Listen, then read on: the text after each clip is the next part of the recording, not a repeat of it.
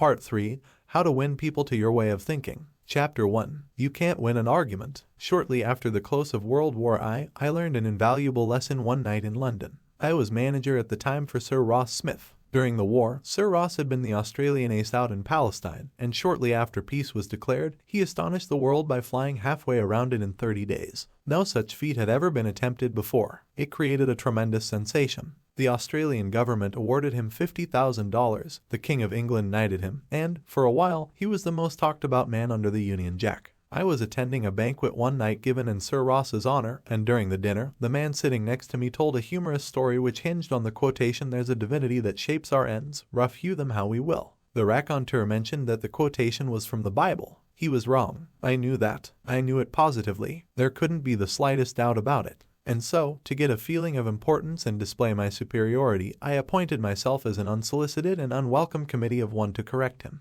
He stuck to his guns. What? From Shakespeare? Impossible. Absurd. That quotation was from the Bible, and he knew it. The storyteller was sitting on my right, and Frank Gammond, an old friend of mine, was seated at my left. Mr. Gammond had devoted years to the study of Shakespeare, so the storyteller and I agreed to submit the question to Mr. Gammond. Mr. Gammond listened, kicked me under the table, and then said, "Dale, you are wrong. The gentleman is right. It is from the Bible." On our way home that night, I said to Mr. Gammond, "Frank, you knew that quotation was from Shakespeare." "Yes, of course," he replied. "Hamlet, Act 5, Scene 2. But we were guests at a festive occasion, my dear Dale. Why prove to a man he is wrong? Is that going to make him like you? Why not let him save his face? He didn't ask for your opinion. He didn't want it. Why argue with him? Always avoid the acute angle." The man who said that taught me a lesson I'll never forget. I not only had made the storyteller uncomfortable, but had put my friend in an embarrassing situation. How much better it would have been had I not become argumentative. It was a sorely needed lesson because I had been an inveterate arguer. During my youth, I had argued with my brother about everything under the Milky Way. When I went to college, I studied logic and argumentation and went in for debating contests. Talk about being from Missouri. I was born there. I had to be shown. Later, I taught debating and argumentation in New York, and once, I am ashamed to admit, I planned to write a book on the subject. Since then, I have listened to, engaged in, and watched the effect of thousands of arguments. As a result of all this, I have come to the conclusion that there is only one way under high heaven to get the best of an argument, and that is to avoid it. Avoid it as you would avoid rattlesnakes and earthquakes. 9 times out of 10, an argument ends with each of the contestants more firmly convinced than ever that he is absolutely right. You can't win an argument. You can't, because if you lose it, you lose it, and if you win it, you lose it. Why? Well, suppose you triumph over the other man and shoot his argument full of holes and prove that he is non-composed mentis. Then what? You will feel fine. But what about him? You have made him feel inferior. You have hurt his pride. He will resent your triumph. And a man convinced against his will is of the same opinion still. Years ago, Patrick J. O'Hare joined one of my classes. He had had little education, and how he loved a scrap. He had once been a chauffeur, and he came to me because he had been trying, without much success, to sell trucks. A little questioning brought out the fact that he was continually scrapping with and antagonizing the very people he was trying to do business with. If a prospect said anything derogatory about the trucks he was selling, Pat saw red and was right at the customer's throat. Pat won a lot of arguments in those days. As he said to me afterward, I often walked out of an office saying, "I told that bird something." Sure, I had told him something, but I hadn't sold him anything. My first problem was not to teach Patrick J. O'Hare to talk. My immediate task was to train him to refrain from talking and to avoid verbal fights. Mr. O'Hare became one of the star salesmen for the White Motor Company in New York. How did he do it? Here is his story in his own words. If I walk into a buyer's office now and he says, "What? A white truck? They're no good. I wouldn't take one if you gave it to me. I'm going to buy the Who's It truck," I say. The Who's It is a good truck. If you buy the Who's It, you'll never make a mistake. The Who's Its are made by a fine company and sold by good people. He is speechless then. There is no room for an argument. If he says the Who's It is best and I say sure it is, he has to stop. He can't keep on all afternoon saying, "It's the best," when I'm agreeing with him. We then get off the subject of Who's It and I begin to talk about the good points of the white truck. There was a time when a remark like his first one would have made me see scarlet and red and orange. I would start arguing against the Who's It, and the more I argued against it, the more my prospect argued in favor of it, and the more he argued, the more he sold himself on my competitor's product. As I look back now, I wonder how I was ever able to sell anything. I lost years of my life in scrapping and arguing. I keep my mouth shut now. It pays. As wise old Ben Franklin used to say, if you argue and rankle and contradict, you may achieve a victory sometimes, but it will be an empty victory because you will never get your opponent's goodwill. so figure it out for yourself. Which would you rather have, an academic, theatrical victory or a person's goodwill? You can seldom have both. The Boston Transcript once printed this bit of significant doggerel. Here lies the body of William J., who died maintaining his right of way. He was right, dead right, as he sped along, but he's just as dead as if you were wrong. You may be right, dead right, as you speed along in your argument, but as far as changing another's mind is concerned, you will probably be just as futile as if you were wrong. Frederick S. Parsons, an income tax consultant, had been disputing and wrangling for an hour with a government tax inspector. An item of $9,000 was at stake. Mr. Parsons claimed that this $9,000 was in reality a bad debt, that it would never be collected, that it ought not to be taxed. Bad debt, my eye, retorted the inspector. It must be taxed. This inspector was cold, arrogant, and stubborn, Mr. Parsons said as he told the story to the class. Reason was wasted and so were facts. The longer we argued, the more stubborn he became. So I decided to avoid argument, change the subject, and give him appreciation. I said, I suppose this is a very petty matter in comparison with the really important and difficult decisions you're required to make. I've made a study of taxation myself, but I've had to get my knowledge from books. You are getting yours from the firing line of experience. I sometimes wish I had a job like yours. It would teach me a lot. I meant every word I said. Well, the inspector straightened up in his chair, leaned back, and talked for a long time about his work, telling me of the clever frauds he had uncovered. His tone gradually became friendly, and presently he was telling me about his children. As he left, he advised me that he would consider my problem further and give me his decision in a few days. He called at my office 3 days later and informed me that he had decided to leave the tax return exactly as it was filed. This tax inspector was demonstrating one of the most common of human frailties. He wanted a feeling of importance, and as long as Mr. Parsons argued with him, he got his feeling of importance by loudly asserting his authority. But as soon as his importance was admitted and the argument stopped and he was permitted to expand his ego, he became a sympathetic and kindly human being. Buddha said, hatred is never ended by hatred but by love, and a misunderstanding is never ended by an argument but by tact, diplomacy, conciliation, and a sympathetic desire to see the other person's viewpoint.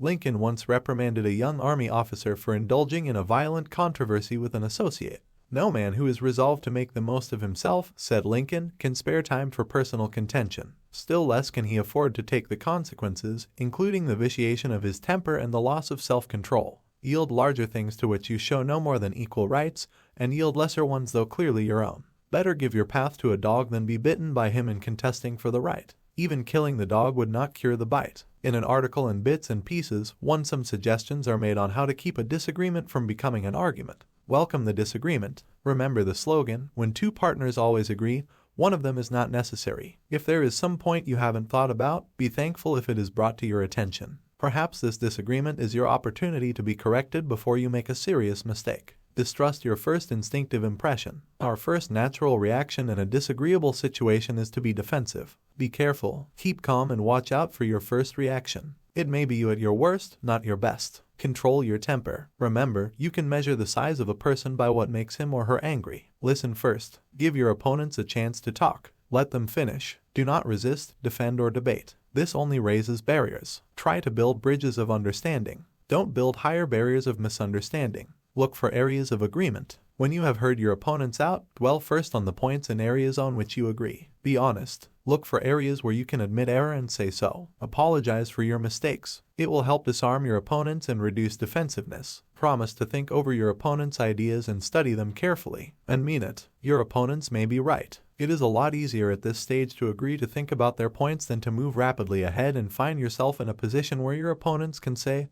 "We tried to tell you, but you wouldn't listen." Thank your opponents sincerely for their interest. Anyone who takes the time to disagree with you is interested in the same things you are. Think of them as people who really want to help you, and you may turn your opponents into friends. Postpone action to give both sides time to think through the problem. Suggest that a new meeting be held later that day or the next day, when all the facts may be brought to bear. In preparation for this meeting, ask yourself some hard questions. Could my opponents be right? Partly right. Is there truth or merit in their position or argument? Is my reaction one that will relieve the problem, or will it just relieve any frustration? Will my reaction drive my opponents further away or draw them closer to me? Will my reaction elevate the estimation good people have of me? Will I win or lose? What price will I have to pay if I win? If I am quiet about it, will the disagreement blow over? Is this difficult situation an opportunity for me? Opera tenor Jan Peerce, after he was married nearly 50 years, once said, "My wife and I made a pact a long time ago, and we've kept it no matter how angry we've grown with each other. When one yells, the other should listen, because when two people yell,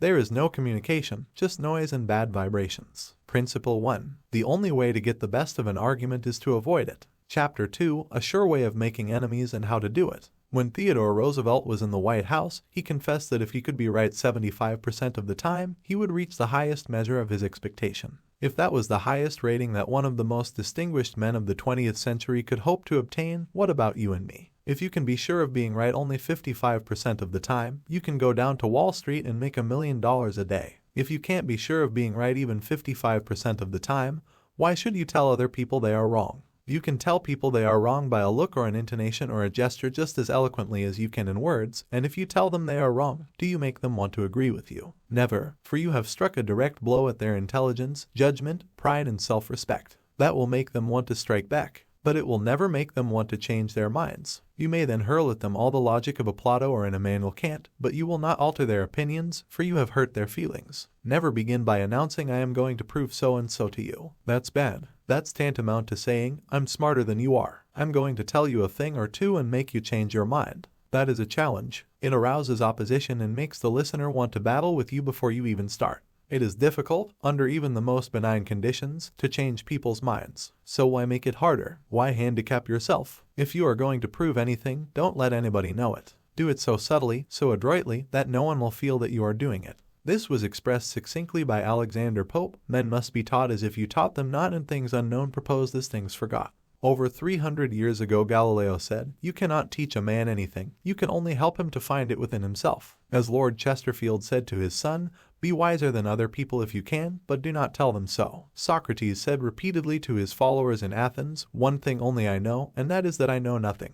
Well, I can't hope to be any smarter than Socrates, so I have quit telling people they are wrong. And I find that it pays. If a person makes a statement that you think is wrong, yes, even that you know is wrong, isn't it better to begin by saying, "Well, now, look, I thought otherwise, but I may be wrong. I frequently am. And if I am wrong, I want to be put right. Let's examine the facts." There's magic, positive magic, in such phrases as, "I may be wrong, I frequently am." Let's examine the facts. Nobody in the heavens above or on the earth beneath or in the waters under the earth will ever object to your saying, "I may be wrong." Let's examine the facts. One of our class members who used this approach in dealing with customers was Harold Rienke, a Dodge dealer in Billings, Montana. He reported that because of the pressures of the automobile business, he was often hard-boiled and callous when dealing with customers' complaints. This caused flared tempers, loss of business, and general unpleasantness. He told his class, "Recognizing that this was getting me nowhere fast, I tried a new tack. I would say something like this: 'Our dealership has made so many mistakes that I am frequently ashamed.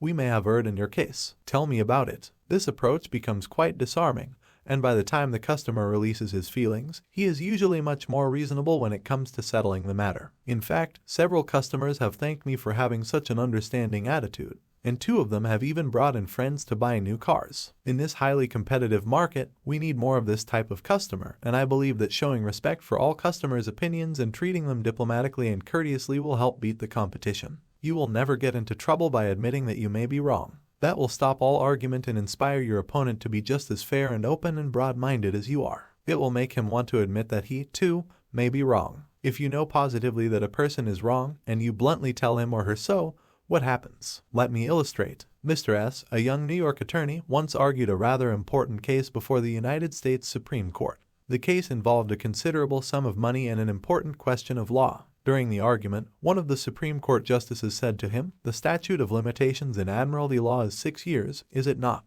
Mr. S. stopped, stared at the justice for a moment, and then said bluntly, "Your Honor, there is no statute of limitations in admiralty." A hush fell on the court, said Mr. S. as he related his experience to one of the author's classes, and the temperature in the room seemed to drop to 0. I was right. Justice was wrong, and I had told him so. But did that make him friendly? No. I still believed that I had the law on my side. And I know that I spoke better than I ever spoke before. But I didn't persuade. I made the enormous blunder of telling a very learned and famous man that he was wrong. Few people are logical. Most of us are prejudiced and biased. Most of us are blighted with preconceived notions, with jealousy, suspicion, fear, envy, and pride. And most citizens don't want to change their minds about their religion or their haircut or communism or their favorite movie star. So, if you are inclined to tell people they are wrong, please read the following paragraph every morning before breakfast. It is from James Harvey Robinson's enlightening book The Mind in the Making. We sometimes find ourselves changing our minds without any resistance or heavy emotion, but if we are told we are wrong, we resent the imputation and harden our hearts. We are incredibly heedless in the formation of our beliefs, but find ourselves filled with an illicit passion for them when anyone proposes to rob us of their companionship. It is obviously not the ideas themselves that are dear to us, but our self-esteem which is threatened. The little word my is the most important one in human affairs, and properly to reckon with it is the beginning of wisdom. It has the same force whether it is my dinner, my dog, and my house, or my father, my country, and my God. We not only resent the imputation that our watch is wrong, or our car shabby, but that our conception of the canals of Mars, of the pronunciation of Epictetus, of the medicinal value of salicin, or of the date of Sargoni is subject to revision. We like to continue to believe what we have been accustomed to accept as true, and the resentment aroused when doubt is cast upon any of our assumptions leads us to seek every manner of excuse for clinging to it. The result is that most of our so-called reasoning consists in finding arguments for going on believing as we already do. Carl Rogers, the eminent psychologist, wrote in his book on becoming a person, "I have found it of enormous value when I can permit myself to understand the other person." The way in which I have worded this statement may seem strange to you. Is it necessary to permit oneself to understand another? I think it is. Our first reaction to most of the statements is an evaluation or judgment rather than an understanding of it. When someone expresses some feeling, attitude, or belief, our tendency is almost immediately to feel that's right, or that's stupid, that's abnormal, that's unreasonable, that's incorrect, that's not nice. Very rarely do we permit ourselves to understand precisely what the meaning of the statement is to the other person. I once employed an interior decorator to make some draperies for my home. When the bill arrived, I was dismayed. A few days later, a friend dropped in and looked at the draperies. The price was mentioned, and she exclaimed with a note of triumph, "What? That's awful. I am afraid he put one over on you." True, yes, she had told the truth, but few people like to listen to truths that reflect on their judgment. So, being human, I tried to defend myself. I pointed out that the best is eventually the cheapest, that one can't expect to get quality and artistic taste at bargain basement prices, and so on and on. The next day another friend dropped in, admired the draperies, bubbled over with enthusiasm, and expressed a wish that she could afford such exquisite creations for her home. My reaction was totally different. "Well, to tell the truth," I said, "I can't afford them myself. I paid too much. I'm sorry I ordered them." When we are wrong, we may admit it to ourselves, and if we are handled gently and tactfully, we may admit it to others and even take pride in our frankness and broad-mindedness. But not if someone else is trying to ram the unpalatable fact down our esophagus. Horace Greeley, the most famous editor in America during the time of the Civil War, disagreed violently with Lincoln's policies. He believed that he could drive Lincoln into agreeing with him by a campaign of argument, ridicule, and abuse. He waged this bitter campaign month after month, year after year. In fact, he wrote a brutal, bitter, sarcastic, and personal attack on President Lincoln the night Booth shot him.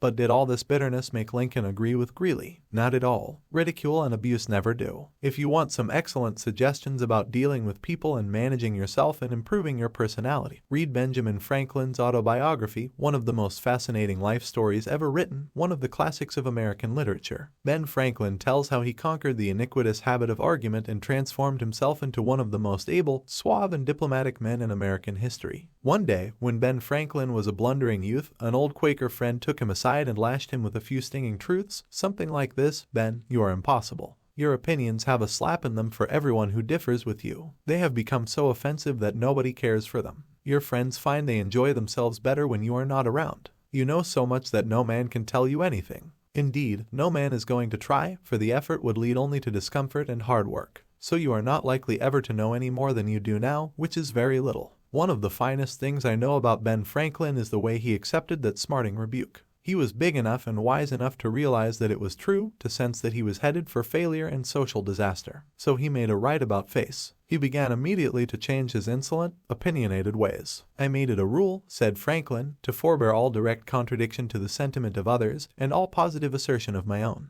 I even forbade myself the use of every word or expression in the language that imported a fixed opinion, such as certainly, undoubtedly, etc. And I adopted, instead of them, I conceive, I apprehend, or I imagine a thing to be so, or it so appears to me at present." When another asserted something that I thought an error, I denied myself the pleasure of contradicting him abruptly, and of showing immediately some absurdity in his proposition, and in answering I began by observing that in certain cases or circumstances his opinion would be right, but in the present case there appeared or seemed to me some difference, etc. I soon found the advantage of this change in my manner. The conversations I engaged in went on more pleasantly. The modest way in which I proposed my opinions procured them a readier reception and less contradiction. I had less mortification when I was found to be in the wrong, and I more easily prevailed with others to give up their mistakes and join with me when I happened to be in the right. And this mode, which I at first put on with some violence to natural inclination, became at length so easy and so habitual to me that perhaps for these 50 years past no one has ever heard a dogmatical expression escape me. And to this habit I think it principally owing that I had earned so much weight with my fellow citizens when I proposed new institutions or alterations in the old, and so much influence in public councils when I became a member, for I was but a bad speaker, never eloquent, subject to much hesitation in my choice of words, hardly correct in language, and yet I generally carried my points.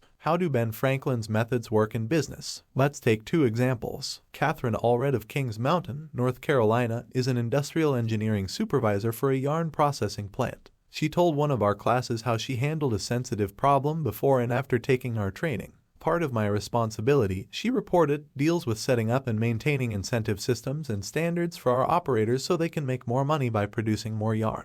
The system we were using had worked fine when we had only 2 or 3 different types of yarn, but recently we had expanded our inventory and capabilities to enable us to run more than 12 different varieties. The present system was no longer adequate to pay the operators fairly for the work being performed and give them an incentive to increase production. I had worked up a new system which would enable us to pay the operator by the class of yarn she was running at any one particular time. With my new system in hand, I entered the meeting determined to prove to the management that my system was the right approach. I told them in detail how they were wrong and showed where they were being unfair and how I had all the answers they needed. To say the least, I failed miserably. I had become so busy defending my position on the new system that I had left them no opening to graciously admit their problems on the old one. The issue was dead. After several sessions of this course, I realized all too well where I had made my mistakes. I called another meeting and this time I asked where they felt their problems were. We discussed each point, and I asked them their opinions on which was the best way to proceed. With a few low-keyed suggestions, at proper intervals, I let them develop my system themselves. At the end of the meeting, when I actually presented my system,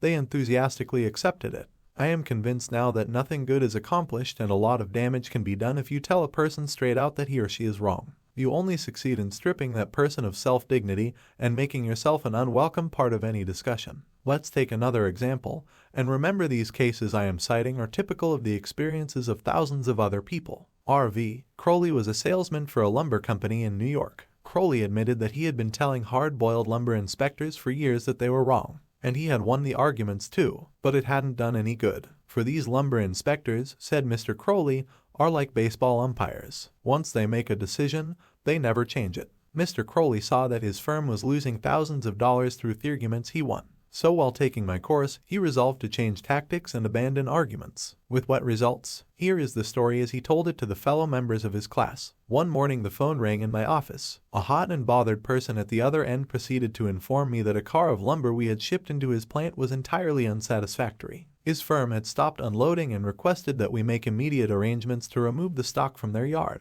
After about 1/4 of the car had been unloaded, their lumber inspector reported that the lumber was running 55% below grade. Under the circumstances, they refused to accept it. I immediately started for his plant and on the way turned over in my mind the best way to handle the situation. Ordinarily, under such circumstances, I should have quoted grading rules and tried, as a result of my own experience and knowledge as a lumber inspector, to convince the other inspector that the lumber was actually up to grade and that he was misinterpreting the rules in his inspection. However, I thought I would apply the principles learned in this training. When I arrived at the plant, I found the purchasing agent and the lumber inspector in a wicked humor, both set for an argument and a fight. We walked out to the car that was being unloaded, and I requested that they continue to unload so that I could see how things were going. I asked the inspector to go right ahead and lay out the rejects, as he had been doing, and to put the good pieces in another pile. After watching him for a while, it began to dawn on me that his inspection actually was much too strict and that he was misinterpreting the rules. This particular lumber was white pine,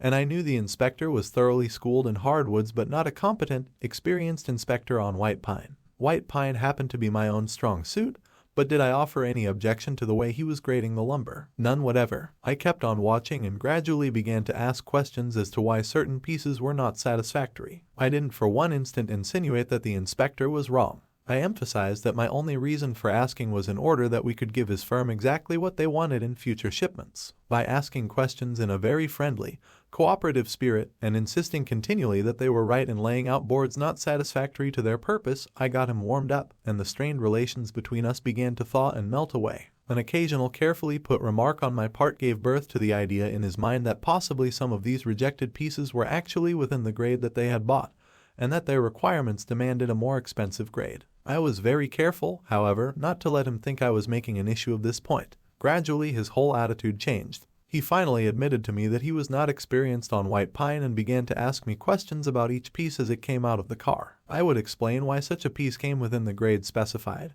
but kept on insisting that we did not want him to take it if it was unsuitable for their purpose. He finally got to the point where he felt guilty every time he put a piece in the rejected pile. And at last he saw that the mistake was on their part for not having specified as good a grade as they needed. The ultimate outcome was that he went through the entire carload again after I left, accepted the whole lot, and we received a check in full. In that one instance alone, a little tact and the determination to refrain from telling the other man he was wrong saved my company a substantial amount of cash, and it would be hard to place a money value on the goodwill that was saved. Martin Luther King was asked how, as a pacifist, he could be an admirer of Air Force General Daniel Chappie James, then the nation's highest-ranking black officer. Dr. King replied, "I judge people by their own principles, not by my own." In a similar way, General Robert E. Lee once spoke to the President of the Confederacy, Jefferson Davis, in the most glowing terms about a certain officer under his command. Another officer in attendance was astonished. "General," he said, "do you not know that the man of whom you speak so highly is one of your bitterest enemies who misses no opportunity to malign you?" "Yes," replied General Lee, "but the President asked my opinion of him. He did not ask for his opinion of me. By the way, I am not revealing anything new in this chapter. 2,000 years ago, Jesus said, 'Agree with thine adversary quickly.' And 2,200 years before Christ was born, King Akhtoi of Egypt gave his son some shrewd advice that is sorely needed today. 'Be diplomatic,' counseled the king. 'It will help you gain your point.' In other words, don't argue with your customer or your spouse or your adversary. Don't tell them they are wrong. Don't get them stirred up. Use a little diplomacy. Principle 2. Show respect for the other person's opinions. Never say, 'You're wrong.' Chapter 3. If you're wrong, admit it. Within a minute's walk of my house there was a wild stretch of virgin timber, where the blackberry thickets foamed white in the springtime, where the squirrels nested and reared their young, and the horseweeds grew as tall as a horse's head. This unspoiled woodland was called Forest Park, and it was a forest, probably not much different in appearance from what it was when Columbus discovered America. I frequently walked in this park with Rex, my little Boston bulldog. He was a friendly, harmless little hound, and since we rarely met anyone in the park, I took Rex along without a leash or a muzzle. One day we encountered a mounted policeman in the park, a policeman itching to show his authority. "What do you mean by letting that dog run loose in the park without a muzzle and leash?" he reprimanded me. "Don't you know it's against the law?" "Yes, I know it is," I replied softly, "but I didn't think you would do any harm out here." You didn't think.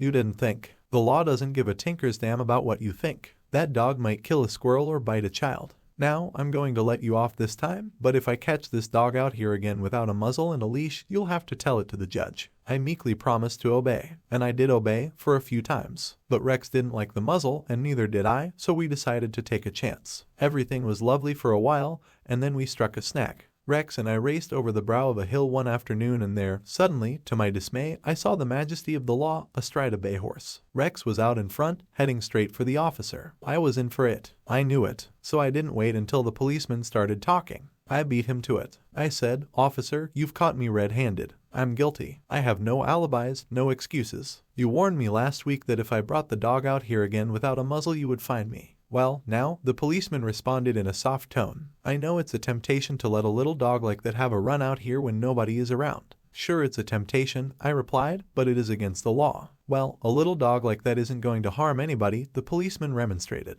"No, but he may kill squirrels," I said. "Well now, I think you are taking this a bit too seriously," he told me. "I'll tell you what you do. You just let him run over the hill there where I can't see him, and we'll forget all about it." That policeman, being human, wanted a feeling of importance, so when I began to condemn myself, the only way he could nourish his self-esteem was to take the magnanimous attitude of showing mercy. But suppose I had tried to defend myself, well, did you ever argue with a policeman? But instead of breaking lances with him, I admitted that he was absolutely right and I was absolutely wrong. I admitted it quickly, openly, and with enthusiasm. The affair terminated graciously in my taking his side and his taking my side. Lord Chesterfield himself could hardly have been more gracious than this mounted policeman, who, only a week previously, had threatened to have the law on me. If we know we are going to be rebuked anyhow, isn't it far better to beat the other person to it and do it ourselves? Isn't it much easier to listen to self-criticism than to bear condemnation from alien lips? Say about yourself all the derogatory things you know the other person is thinking or wants to say or intends to say, and say them before that person has a chance to say them. The chances are 100 to 1 that a generous, forgiving attitude will be taken and your mistakes will be minimized, just as the mounted policeman did with me and Rex. Ferdinand E. Warren, a commercial artist, used this technique to win the goodwill of a petulant, scolding buyer of art. It is important, in making drawings for advertising and publishing purposes, to be precise and very exact, Mr. Warren said as he told the story. Some art editors demand that their commissions be executed immediately, and in these cases, some slight error is liable to occur. I knew one art director in particular who was always delighted to find fault with some little thing. I have often left his office in disgust, not because of the criticism, but because of his method of attack. Recently, I delivered a rush job to this editor, and he phoned me to call at his office immediately. He said something was wrong. When I arrived, I found just what I had anticipated and dreaded. He was hostile, gloating over his chance to criticize. He demanded with heat why I had done so and so. My opportunity had come to apply the self-criticism I had been studying about.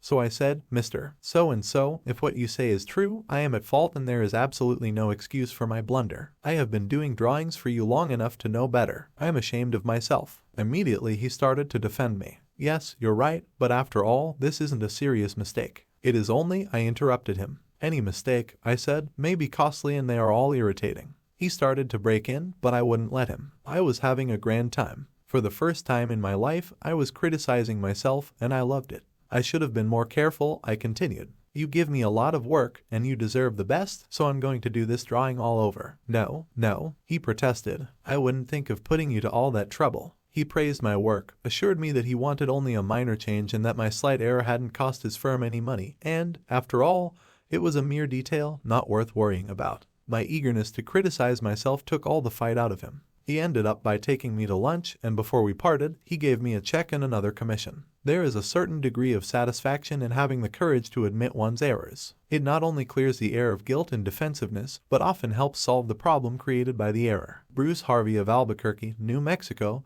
had incorrectly authorized payment of full wages to an employee on sick leave. When he discovered his error, he brought it to the attention of the employee and explained that to correct the mistake he would have to reduce his next paycheck by the entire amount of the overpayment. The employee pleaded that as that would cause him a serious financial problem, could the money be repaid over a period of time? In order to do this, Harvey explained, he would have to obtain his supervisor's approval. And this, I knew, reported Harvey, would result in a boss-type explosion. While trying to decide how to handle this situation better, I realized that the whole mess was my fault and I would have to admit it to my boss. I walked into his office, told him that I had made a mistake, and then informed him of the complete facts. He replied in an explosive manner that it was the fault of the personnel department. I repeated that it was my fault. He exploded again about carelessness in the accounting department. Again I explained it was my fault. He blamed 2 other people in the office, but each time I reiterated it was my fault. Finally, he looked at me and said, "Okay, it was your fault. Now straighten it out." The error was corrected and nobody got into trouble. I felt great because I was able to handle a tense situation and had the courage not to seek alibis. My boss has had more respect for me ever since. Any fool can try to defend his or her mistakes, and most fools do,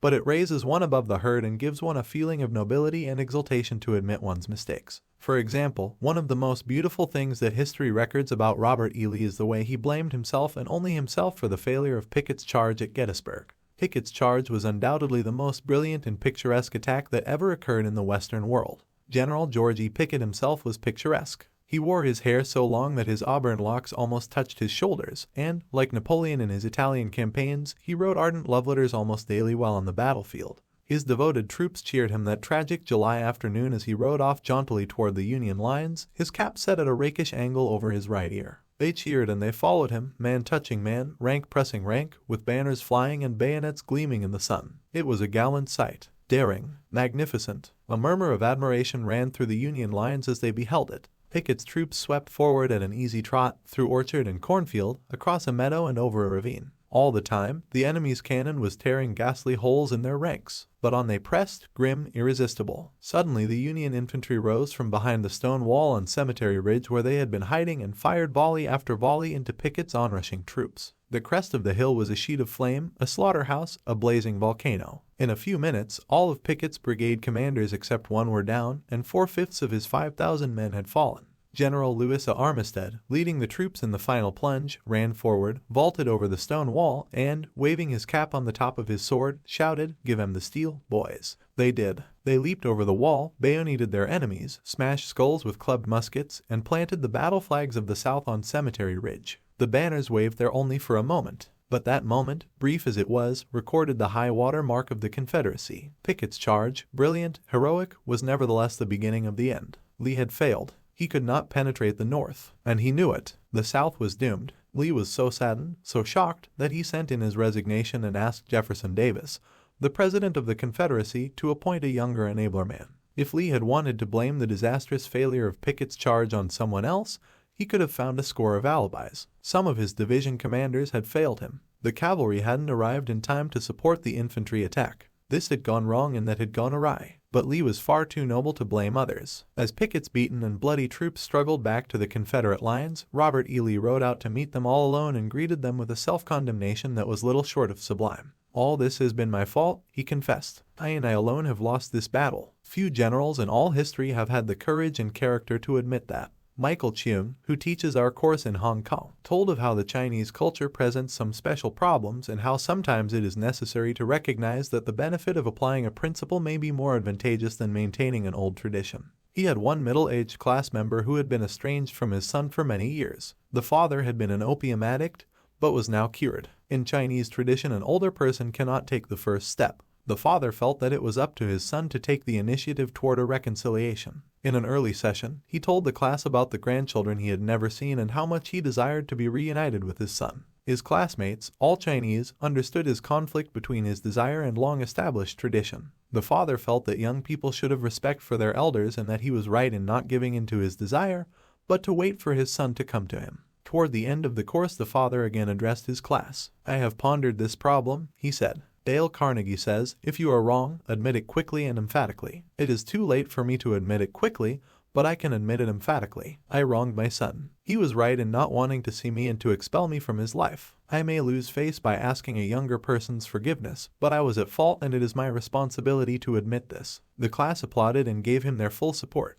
At the next class, he told how he went to his son's house, asked for and received forgiveness, and was now embarked on a new relationship with his son, his daughter-in-law, and the grandchildren he had at last met. Albert Hubbard was one of the most original authors who ever stirred up a nation, and his stinging sentences often aroused fierce resentment. But Hubbard, with his rare skill for handling people, frequently turned his enemies into friends. For example, when some irritated reader wrote in to say that he didn't agree with such and such an article and ended by calling Hubbard this and that, Albert Hubbard would answer like this: "Come to think it over, I don't entirely agree with it myself. Not everything I wrote yesterday appeals to me today. I am glad to learn what you think on the subject. The next time you are in the neighborhood you must visit us and we'll get this subject threshed out for all time." So here is a hand clasp over the miles, and I am, yours sincerely.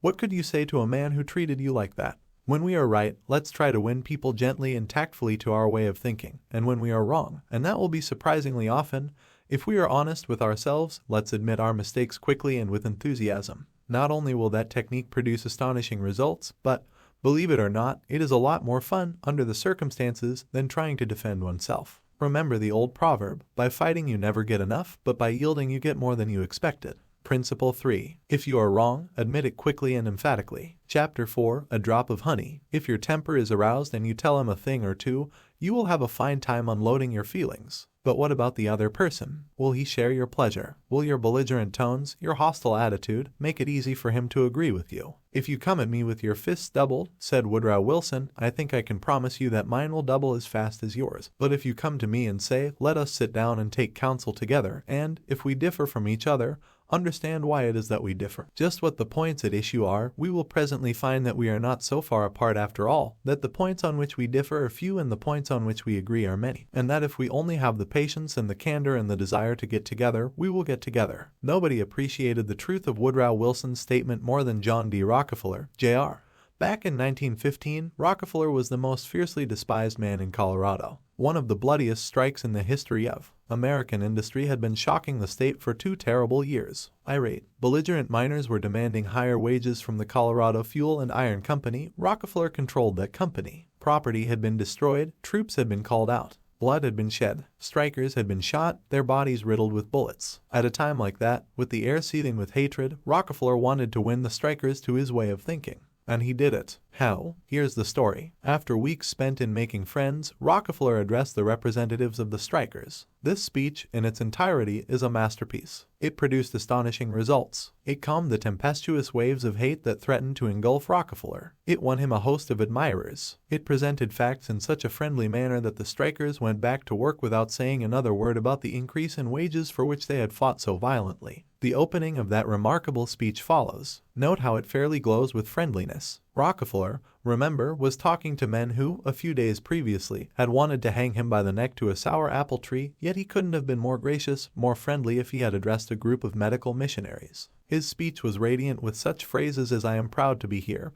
Having visited in your homes, met many of your wives and children, we meet here not as strangers, but as friends. Spirit of mutual friendship, our common interests, it is only by your courtesy that I am here. This is a red-letter day in my life," Rockefeller began. "It is the first time I have ever had the good fortune to meet the representatives of the employees of this great company, its officers and superintendents, together, and I can assure you that I am proud to be here and that I shall remember this gathering as long as I live. Had this meeting been held 2 weeks ago, I should have stood here a stranger to most of you, recognizing a few faces. Having had the opportunity last week of visiting all the camps in the southern coal field and of talking individually with practically all of the representatives, except those who were away, having visited in your homes, met many of your wives and children, we meet here not as strangers, but as friends, and it is in that spirit of mutual friendship that I am glad to have this opportunity to discuss with you our common interests. Since this is a meeting of the officers of the company and the representatives of the employees, it is only by your courtesy that I am here, for I am not so fortunate as to be either one or the other, and yet I feel that I am intimately associated with you men, for, in a sense, I represent both the stockholders and the directors. Isn't that a superb example of the fine art of making friends out of enemies? Suppose Rockefeller had taken a different tack. Suppose he had argued with those miners and hurled devastating facts in their faces. Suppose he had told them by his tones and insinuations that they were wrong. Suppose that, by all the rules of logic, he had proved that they were wrong. What would have happened? More anger would have been stirred up, more hatred, more revolt. If a man's heart is rankling with discord and ill feeling toward you, you can't win him to your way of thinking with all the logic in Christendom. Scolding parents and domineering bosses and husbands and nagging wives ought to realize that people don't want to change their minds. They can't be forced or driven to agree with you or me, but they may possibly be led to, if we are gentle and friendly, ever so gentle and ever so friendly. Lincoln said that, in effect, over 100 years ago. Here are his words. It is an old and true maxim that a drop of honey catches more flies than a gallon of gall. So with men, if you would win a man to your cause, first convince him that you are his sincere friend. Therein is a drop of honey that catches his heart, which, say what you will, is the great high road to his reason. Business executives have learned that it pays to be friendly to strikers. For example, when 2,500 employees in the White Motor Company's plant struck for higher wages and a union shop, Robert F. Black, then president of the company, didn't lose his temper and condemn and threaten and talk of tyranny and communists. He actually praised the strikers. He published an advertisement in the Cleveland papers, complimenting them on the peaceful way in which they laid down their tools. Finding the strike pickets idle, he bought them a couple of dozen baseball bats and gloves and invited them to play ball on vacant lots. For those who preferred bowling, he rented a bowling alley. This friendliness on Mr. Black's part did what friendliness always does, it begot friendliness. So the strikers borrowed brooms, shovels, and rubbish carts, and began picking up matches, papers, cigarette stubs, and cigar butts around the factory. Imagine it. Imagine strikers tidying up the factory grounds while battling for higher wages and recognition of the union. Such an event had never been heard of before in the long, tempestuous history of American labor wars. That strike ended with a compromise settlement within a week, ended without any ill feeling or rancor. Daniel Webster, who looked like a god and talked like Jehovah, was one of the most successful advocates who ever pleaded a case, yet he ushered in his most powerful arguments with such friendly remarks as, "It will be for the jury to consider. This may, perhaps, be worth thinking of. Here are some facts that I trust you will not lose sight of, or you, with your knowledge of human nature, will easily see the significance of these facts. No bulldozing, no high-pressure methods, no attempt to force his opinions on others." Webster used the soft-spoken, quiet, friendly approach, and it helped to make him famous. You may never be called upon to settle a strike or address a jury, but you may want to get your rent reduced. Will the friendly approach help you then? Let's see. O.L. Straub, an engineer, wanted to get his rent reduced, and he knew his landlord was hard-boiled. I wrote him, Mr. Straub said in a speech before the class, notifying him that I was vacating my apartment as soon as my lease expired. The truth was, I didn't want to move. I wanted to stay if I could get my rent reduced. But the situation seemed hopeless. Other tenants had tried and failed. Everyone told me that the landlord was extremely difficult to deal with. But I said to myself, I am studying a course in how to deal with people, so I'll try it on him and see how it works. He and his secretary came to see me as soon as he got my letter. I met him at the door with a friendly greeting. I fairly bubbled with goodwill and enthusiasm. I didn't begin talking about how high the rent was. I began talking about how much I liked his apartment house. Believe me, I was hearty in my approbation and lavish in my praise. I complimented him on the way he ran the building and told him I should like so much to stay for another year, but I couldn't afford it. He had evidently never had such a reception from a tenant. He hardly knew what to make of it. Then he started to tell me his troubles. Complaining tenants. One had written him 14 letters, some of them positively insulting. Another threatened to break his lease unless the landlord kept the man on the floor above from snoring. What a relief it is, he said, to have a satisfied tenant like you. And then, without my even asking him to do it, he offered to reduce my rent a little. I wanted more, so I named the figure I could afford to pay, and he accepted without a word. As he was leaving, he turned to me and asked, "What decorating can I do for you?" If I had tried to get the rent reduced by the methods the other tenants were using, I am positive I should have met with the same failure they encountered. It was the friendly, sympathetic, appreciative approach that won. Dean Woodcock of Pittsburgh, Pennsylvania, is the superintendent of a department of the local electric company. His staff was called upon to repair some equipment on top of a pole. This type of work had formerly been performed by a different department and had only recently been transferred to Woodcock's section. Although his people had been trained in the work, this was the first time they had ever actually been called upon to do it. Everybody in the organization was interested in seeing if and how they could handle it. Mr. Woodcock, several of his subordinate managers, and members of other departments of the utility went to see the operation. Many cars and trucks were there, and a number of people were standing around watching the two lone men on top of the pole. Glancing around, Woodcock noticed a man up the street getting out of his car with a camera. He began taking pictures of the scene. Utility people are extremely conscious of public relations, and suddenly Woodcock realized what this setup looked like to the man with the camera. Overkill, dozens of people being called out to do a two-person job. He strolled up the street to the photographer. "I see you're interested in our operation." "Yes, and my mother will be more than interested. She owns stock in your company. This will be an eye-opener for her. She may even decide her investment was unwise. I've been telling her for years there's a lot of waste motion in companies like yours. This proves it. The newspapers might like these pictures, too. It does look like it, doesn't it? I'd think the same thing in your position.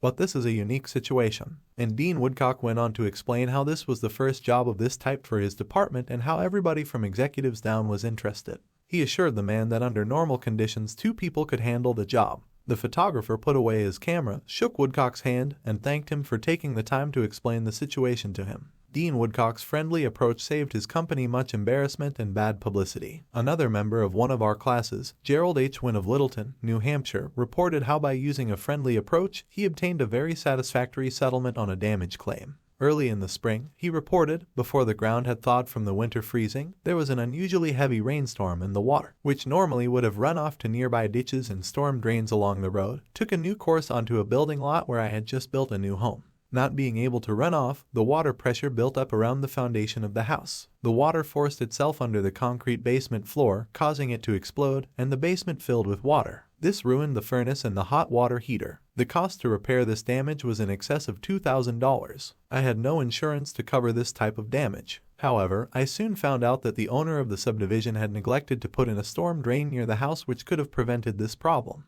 I made an appointment to see him. During the 25-mile trip to his office, I carefully reviewed the situation and, remembering the principles I learned in this course, I decided that showing my anger would not serve any worthwhile purpose. When I arrived, I kept very calm and started by talking about his recent vacation to the West Indies. Then, when I felt the timing was right, I mentioned the little problem of water damage. He quickly agreed to do his share in helping to correct the problem.